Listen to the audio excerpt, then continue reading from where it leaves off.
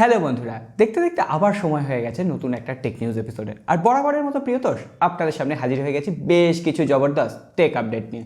প্রথমে হোয়াটসঅ্যাপের একটা ছোট্ট আপডেট দিয়ে দিই। এই আপডেটটা বেটা পর্যায়ে রোল আউট হয়ে গেছিলো, অবশেষে স্টেবল ভার্সনে চলে এসেছে। হোয়াটসঅ্যাপে এখন মেসেজ ইয়োরসেলফ বলে একটা ফিচার্স দেওয়া হয়েছে, অর্থাৎ আপনি নিজেকে নিজে মেসেজ করতে পারবেন। ধরুন আপনার প্রয়োজনীয় কিছু ডকুমেন্ট থাকতে পারে, কোনো ছবি থাকতে পারে, সেগুলো আপনি নিজেকে নিজে পাঠিয়ে রাখলে আপনার সেইগুলো স্টোর হয়ে থাকবে। হ্যাঁ, আমরা অনেকেই থাকতাম যারা গার্লফ্রেন্ডকে করতেন তো, নাকি গার্লফ্রেন্ডকে পাঠিয়ে রাখতেন প্রয়োজনীয় ডেটাটা, পরে ওখানে যাতে পাওয়া যায়, রাখতেন তো, জানি। হ্যাঁ, এখন আর গার্লফ্রেন্ডকে পাঠানোর দরকার নেই, আপনি নিজেকেই নিজে পাঠিয়ে রাখতে পারবেন। আর একটা জিনিস করতে পারবেন, হ্যাঁ, লাইক বাটনটা প্রেস করে আজকে টেক নিউজ পর্বটা দেখা শুরু করতে পারবেন। আর নতুন হয়ে থাকলে সাবস্ক্রাইব করতে পারেন। না, কোনো রকম দৌড় চাপাচাপি দরকার নেই, চলুন গুটি গুটি পায়ে টেক নিউজের প্রথম নিউজটা দেখুন। অবশেষে কোয়ালকম অ্যানাউন্স করলো তাদের সব থেকে powerful chipset Qualcomm Snapdragon 8 generation 2। আর এই চিপসেটটা আগের জেনারেশন অর্থাৎ কোয়ালকম স্ন্যাপড্রাগন 8 জেনারেশন 1 এর থেকে সিপিইউর দিক থেকে 40% এবং জিপিইউর দিক থেকে 25% বেশি এফিশিয়েন্ট এবং বেশি পাওয়ারফুল। এছাড়াও এখানে 200 মেগাপিক্সেলের HP3 সেন্সর সাপোর্ট করবে, Wi-Fi 7 এর সাপোর্ট রয়েছে। এছাড়াও এখানে 8K up to 60 FPS video রেকর্ডিংয়ের সুবিধা রয়েছে। আর এই প্রসেসরটা যখনই অ্যানাউন্স হয়েছে না, শাওমি থেকে শুরু করে OnePlus থেকে শুরু করে মোটোরোলা সকলেই বলেছে তারা এই প্রসেসর দিয়ে স্মার্টফোন আনবে। হ্যাঁ, সর্বপ্রথম যে স্মার্টফোনটা আসবে সেটা হচ্ছে OnePlus-এর তরফ থেকে OnePlus 11, তারপরে দ্বিতীয়তে আসবে মোটোরোলার তরফ থেকে, এমনকি আইকিউ এই নতুন প্রসেসর দিয়ে স্মার্টফোন আনবে। তবে এই মাস থেকেই কিন্তু আরম্ভ হয়ে যাচ্ছে OnePlus 11 সিরিজের হাত ধরে আমরা সর্বপ্রথম এই প্রসেসরটাকে দেখতে পেলেও পেতে পারি। ভিভোর ফ্ল্যাগশিপ লেভেলের সিরিজ ভিভো X90 সিরিজ অবশেষে চাইনিজ মার্কেটে লঞ্চ করতে চলেছে 22 তারিখ, 22শে নভেম্বরই লঞ্চ করবে। এখনও পর্যন্ত যেটুকু খবর রয়েছে, ওই দিন দুটো স্মার্টফোন লঞ্চ করছে, ভিভো X90 Pro এবং Vivo X90 Pro Plus। X90 Pro যে ফোনটা, সেখানে মিডিয়াটেকের তরফ থেকে সব থেকে পাওয়ারফুল, সব থেকে ফ্ল্যাগশিপ লেভেলের প্রসেসরটা থাকছে মিডিয়াটেকের ডায়মন্ডসিটি 9200। অন্যদিকে প্রো প্লাস যে ভ্যারিয়েন্টটা, সেখানে থাকতে পারে কোয়ালকম স্ন্যাপড্রাগন 8 জেনারেশন 2। আমি আগেই বললাম না, OnePlus 11 সিরিজে সর্বপ্রথম কোয়ালকম স্ন্যাপড্রাগন 8 জেনারেশন 2 চিপসেট পাবো। তার মানে 22 তারিখের আগেই কিন্তু OnePlus 11 ফোনটা চাইনিজ মার্কেটে লঞ্চ করে যেতে পারে। সো দেখা যাক, এখনও পর্যন্ত OnePlus 11 এর কিন্তু লঞ্চ ডেট সামনে আসেনি। বিভিন্ন ধরনের আর্টিকেলে দেখলাম যে OnePlus 11 নাকি আগে লঞ্চ করবে। সো দেখা যাক কে জেতে, ভিভো নাকি OnePlus। আপনারা কার দলে, ভিভো নাকি OnePlus, অবশ্যই কমেন্ট বক্সে লিখে।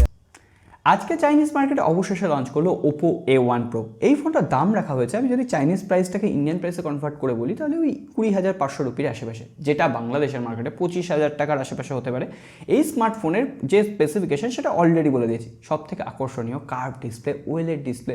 সুতরাং বলেছি না, 2023 সালটা কিন্তু কার্ভ ডিসপ্লে হতে চলেছে। আর এখনও পর্যন্ত যেটুকু খবর রয়েছে, Oppo A1 Pro এই ফোনটা ইন্ডিয়া বা বাংলাদেশের মার্কেটে আসবে OnePlus 9 সিরিজের আন্ডারে কোনো একটা স্মার্টফোন হয়, যেটা ওই মিড বাজেট ক্যাটাগরিতেই কিন্তু লঞ্চ করা হবে। আর ওপোর কথায় যখন চলে এলাম, তখন বলে দিই Oppo Reno 9 সিরিজও কিন্তু এই মাসেই লঞ্চ করতে চলেছে, খুব সম্ভবত 24 তারিখ। হ্যাঁ, 22 তারিখে ভিভো লঞ্চ করবে, 24 তারিখে Oppo Reno 9 সিরিজ চাইনিজ মার্কেটে লঞ্চ করতে চলেছে। আর আশা করা যায় জানুয়ারি মাসের প্রথম দিকেই হয়তো এটা ইন্ডিয়া বা বাংলাদেশের মার্কেটেও চলে আসবে। Oppo Reno 9 সিরিজের দুটো স্মার্টফোন লঞ্চ করবে, Oppo Reno 9 এবং Oppo Reno 9 Pro। Oppo Reno 9 ফোনটাতে কোয়ালকম স্ন্যাপড্রাগন 778G চিপসেট থাকছে, আর যে প্রো ভার্সনটা সেখানে থাকছে কিন্তু মিডিয়াটেকের ডায়মন্ডসিটি 8100 চিপসেট। অন্যদিকে যে প্রো প্লাস ভ্যারিয়েন্টটা হওয়ার কথা, সেইখানে থাকবে হয়তো কোয়ালকম স্ন্যাপড্রাগন 8 জেনারেশন 1 চিপসেট। সুতরাং ওপো কিন্তু একদম ফ্ল্যাগশিপ ক্যাটাগরির যে কোয়ালকম স্ন্যাপড্রাগন 8 জেনারেশন 2 চিপসেটটা, ওটা ইউজ করছে না, কম দামে হয়তো এই চিপসেটগুলো ইউজ করতে চেয়েছে অন্যকে বাজিমাত করার জন্য। সো দেখা যাক কী হয়, পরবর্তীতে তো আপডেট থাকবেই। কপালে আরও বেশি করে দুঃখ নাচ্ছে ফেসবুকের। হ্যাঁ, আপনারা তো সকলেই জানেন ফেসবুকের ইদানিং সময়টা একেবারেই ভালো যাচ্ছে না। ফেসবুক যবে থেকে মেটার আন্ডারে এসছে, তবে থেকে ওই মেটাভার্স করার লক্ষ্যে বিভিন্ন ধরনের AR VR প্রজেক্টগুলো যবে থেকে মেটাতে নেওয়া হয়েছে, তবে থেকেই ফেসবুকের কিন্তু পতন শুরু হয়ে গেছে। আর ফেসবুককে সব থেকে জোরালো ধাক্কাটা দিয়েছিল কিন্তু অ্যাপেল, ওই অ্যাডকে ব্লক করে। মানে ফেসবুক আর ট্র্যাক করতে পারতো না আপনি কী ধরনের অ্যাড দেখতে চান, মানে কী ধরনের সার্চ করছেন, তো ফেসবুক আপনাকে কাস্টমাইজ অ্যাড দিতে পারতো না। আবারও অ্যাপেল ঘুরে গিয়ে ফেসবুককে একটা চরম ধাক্কা দিতে চলেছে। এতদিন পর্যন্ত ফেসবুক মেটার আন্ডারে কিন্তু একটা ভার্চুয়াল রিয়েলিটি তৈরি করার চেষ্টা করছিল, যেখানে আপনি থাকবেন আবার আপনি থাকবেন না, মানে আপনি আপনাকে ট্যাকেল করবেন। তো সেই একই প্রজেক্ট AR এবং VR প্রজেক্টকে নিয়ে কিন্তু এবার অ্যাপেল কাজ করা শুরু করে দিল, এবং সেটা খুবই গোপনে কাজটা করা হচ্ছে। অ্যাপেল এখনই এটা কিন্তু প্রকাশ্যে আনতে চাইছে না, কারণ অ্যাপেল এই প্রজেক্টটাতে ফেল যদি করে, তাহলে অনেক কোম্পানি আবার ট্রোল করা শুরু করে দেবে। সো দেখা যাক অ্যাপেল ভার্চুয়াল রিয়েলিটি জগতে আদৌ মেটাভার্স বা ফেসবুককে হারাতে পারে। এবার একটু স্মার্টফোন শিপমেন্টের খবরে আসি। আইটিসির একটা রিসেন্ট রিপোর্ট থেকে জানা যাচ্ছে ইন্ডিয়ান মার্কেটে স্মার্টফোনের বিক্রি কিন্তু কমছে, কিন্তু অন্যদিকে আশ্চর্যজনকভাবে 5G স্মার্টফোন বা একটু দামি স্মার্টফোনের বিক্রি বাড়ছে। অর্থাৎ যারা একবারে বাজেট ক্যাটাগরি স্মার্টফোন কিনছিলেন, ইউজ করছিলেন, তারা কিন্তু এখন একটু বেশি দামি বা একটু দামি ফোন ব্যবহারের দিকে ঝুঁকছেন। আবার এটাও হতে পারে অনেকে 4G স্মার্টফোন এখন ইউজ করছেন, তো 4G ফোনটা তার নষ্ট হয়ে গেছে, এখন তারা 5Gতেই আপগ্রেড করতে চাইছেন, কারণ হয়তো তারা ফোনটা এখনও 3 থেকে 4 বছর 5 বছর ইউজ করতে চাইছেন, তো একটু ভবিষ্যতের কথা ভেবেই তারা ফোন কিনছেন। তো সেক্ষেত্রে বাজেট ক্যাটাগরি স্মার্টফোনের ডিক্লাইন হলেও একটু দামি বা 5G স্মার্টফোনের কিন্তু চাহিদা বা বিক্রিটা একটু হলেও বেড়েছে। এরপর আমরা সরাসরি চলে আসবো পোকোর খবরে। পোকোর তরফ থেকে একটা ইন্টারেস্টিং ফোন ভারতবর্ষের BIS সার্টিফিকেশন সেকশনে এনলিস্টেড হয়েছে। আমি ইন্টারেস্টিং এই জন্য বললাম কারণ বলা হচ্ছে এই ফোনটা নাকি রেডমি নোট 12 ফোনটার কিলার হতে পারে। এখনও পর্যন্ত মডেল নাম্বার কনফার্ম নয়, তবে হতে পারে এটা পোকো X5 যেটা নিয়ে খবর আসছিল, এবং যেখানে কোয়ালকম স্ন্যাপড্রাগন 778G প্রসেসর থাকবে, 120 হার্জের IPS LCD প্যানেলের ডিসপ্লে থাকবে, রেডমি নোট 12 থেকে অনেক বেটার স্পেসিফিকেশন থাকবে। এমনকি বলা হচ্ছে ওই ফোনটা রেডমি নোট 12 দামের আশেপাশেই নাকি লঞ্চ করবে। তো রেডমি নোট 12 কিলার। তো দেখা যাক, পোকোর ওপর সত্যিই ভরসা আছে, কিন্তু ওর সফটওয়্যারের ওপর একেবারেই ভরসা নেই।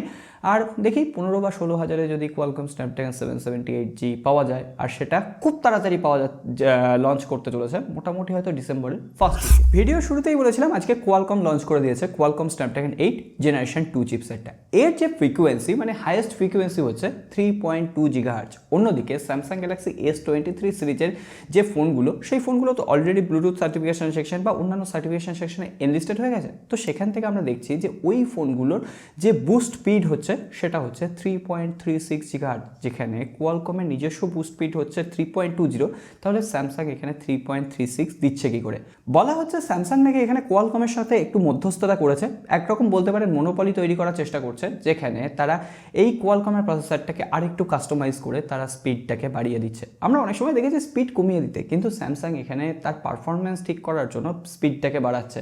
আর সত্যি কথা বলতে কি, আমরা স্যামসাংয়ের স্মার্টফোন আর যদি ওই একই প্রসেসর দিয়ে কোনো একটা চাইনিজ স্মার্টফোন দেখি, পারফরমেন্সের দিক থেকে, গেমিং পারফরমেন্সের দিক থেকে কিন্তু চাইনিজ কোম্পানির স্মার্টফোনটা এগিয়ে যায়। হ্যাঁ, ক্যামেরার দিক থেকে, এক্সপিরিয়েন্সের দিক থেকে স্যামসাং অবশ্যই বেটার থাকে, কিন্তু পারফরমেন্সের দিক থেকে একই প্রসেসর ব্যবহার করার পরও স্যামসাং কিন্তু বেশ কিছুটা পিছিয়ে যায়। এবার হতে পারে স্যামসাং যাতে পিছিয়ে না পড়ে এই ধরনের মনোপলি তৈরি করার চেষ্টা করছে, যেটা আমার একদিকে ভালো স্টেপ মনে হয়েছে। শুধু ফোনটা গরম না হলেই হলো, আর ক্যামেরা ইউজ করতে করতে হট করে ওভারহিটের ফলে ক্যামেরা বন্ধ না হয়ে গেলেই আমরা।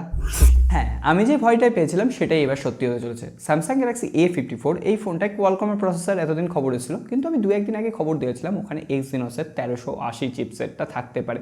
হ্যাঁ, থাকতে পারে বলেছিলাম। আজকে অ্যান্টনি রিসেন্ট টুইটার হ্যান্ডেল থেকে আমরা স্যামসাং গ্যালাক্সি A54 ফোনটা সম্পূর্ণ স্পেসিফিকেশন দেখতে পাচ্ছি, যেখানে তিনিও আশঙ্কা করেছেন, তিনিও কনফার্ম বলেননি, তিনিও আশঙ্কা করেছেন যে হ্যাঁ 1380 চিপসেটটা থাকছে। সুতরাং ওই কোয়ালকম স্ন্যাপড্রাগন 888 গল্প একদম ভুলে যায়। আগামীকাল রিয়েলমি 10 সিরিজ কিন্তু চাইনিজ মার্কেটে লঞ্চ করতে চলেছে 17 তারিখ। তো হ্যাঁ, আমরা কিন্তু অধীর আগ্রহে ওয়েট করে আছি কবে সেটা ইন্ডিয়া বা বাংলাদেশের মার্কেটে লঞ্চ করবে। অবশেষে আজকে ইন্ডিয়ার যে রিয়েলমির অফিসিয়াল ওয়েবসাইট আছে, অফিসিয়াল টুইটার হ্যান্ডেল আছে, সেখানে কিন্তু রিয়েলমি 10, রিয়েলমি 10 Pro এই ফোনগুলোকে অফিসিয়ালি টিজ করা শুরু হয়ে গেছে।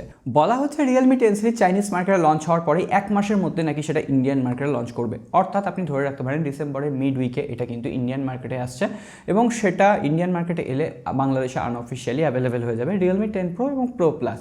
আর বাংলাদেশে অফিসিয়ালি লঞ্চ হতে মোটামুটি হচ্ছে জানুয়ারির শেষের দিকে।